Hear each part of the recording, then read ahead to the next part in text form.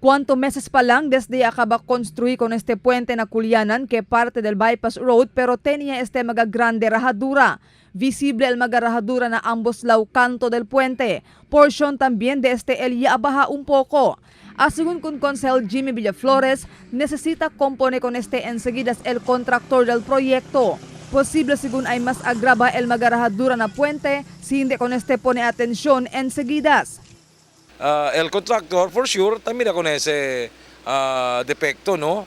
Por causa seguro na continuous el ulan, de nuevo lang pa el cementada, el projects, so repair must be done. We urge the contractor through DPWH, repair or immediate action must be done in order to prevent further damage, no?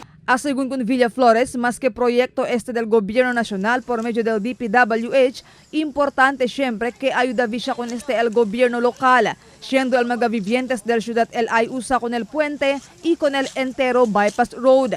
Necesita según asegura que librao para usar el mga vivientes del ciudad con este proyecto.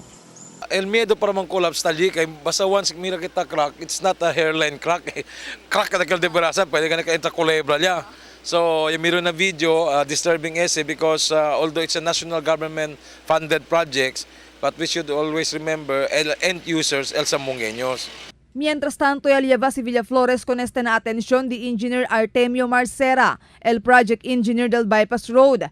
Según con Villaflores, ya manda ya si Marcera con el contractor compone inmediatamente con el puente.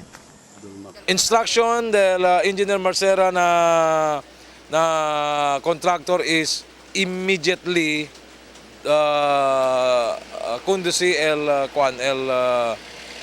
repair, no, and naipapasiman turnover kasi hindi sila the DPWH will never accept that project. No hay pa entrega con el proyecto na gobierno nacional pero conforme estar, podía usar el mga gente con el bypass road y mucha también mga vehículo el tapasa allí, especialmente el na costa este del ciudad. Marifi Tamayo, Dateline Zamboanga. Duma kami, duman. Awang, yan, tabang along, ganyan,